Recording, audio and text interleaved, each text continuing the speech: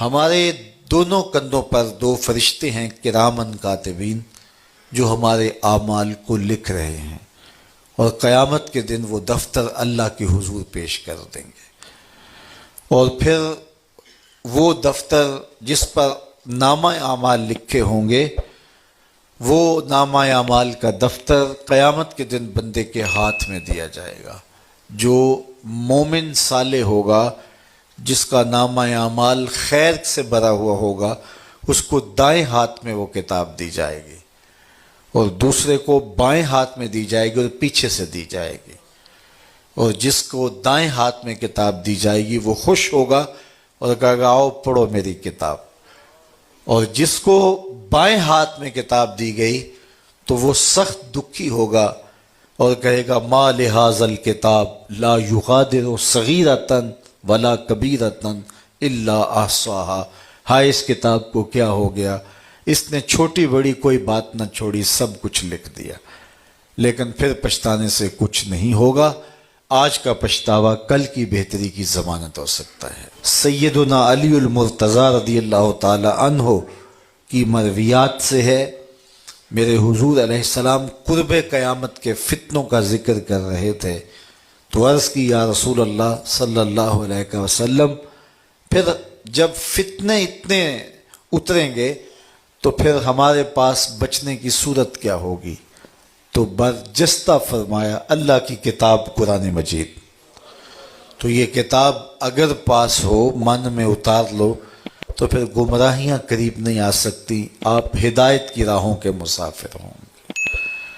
اللہ تعالیٰ جل شانہ نے جنت دوزخ کو پیدا کیا، اور ان پر ایمان لانا ہمارے اعتقادات میں شامل ہے۔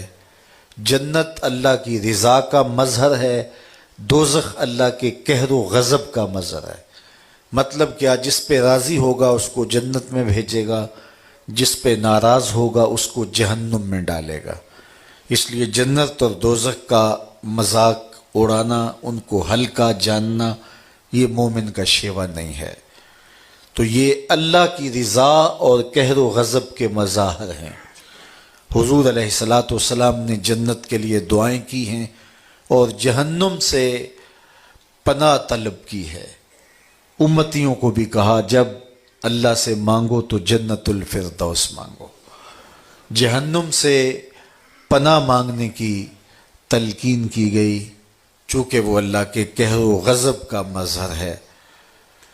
تو جنت اور دوزخ، ان پر ایمان لانا، یوم حشر پر ایمان لانا، جس کی مقدار قرآن نے بتائی ہے کہ وہ 50,000 سال کا ایک دن ہوگا، اور کاٹنے سے کٹے گا ہی نہیں، لیکن مومن کے لیے ایسے کٹے گا جس طرح عصر کی نماز کا وقت کٹتا ہے۔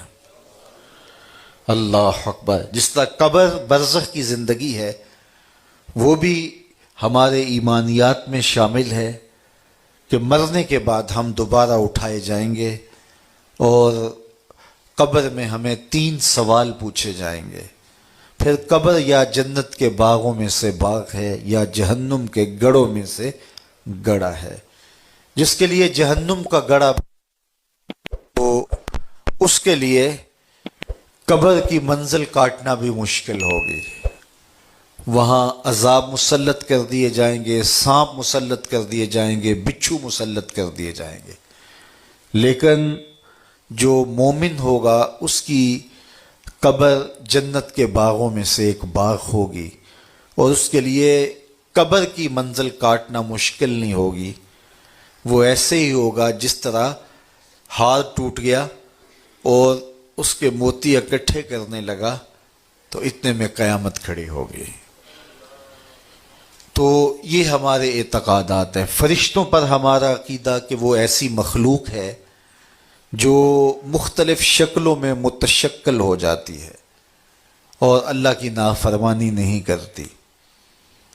اسی طرح جن بھی مخلوقات میں شامل ہیں۔ اچھی بری تقدیر پر ایمان لانے کی ہمیں تلقین کی گئی کہ اللہ تعالیٰ جل شانہ نے تقدیر لکھ دی ہے، جو لکھا ہے اس کے مطابق ہی ہو رہا ہے، لیکن جو چونکہ ہم نے کرنا تھا اس نے اپنے علم کے مطابق پہلے ہی تحریر فرما دیا۔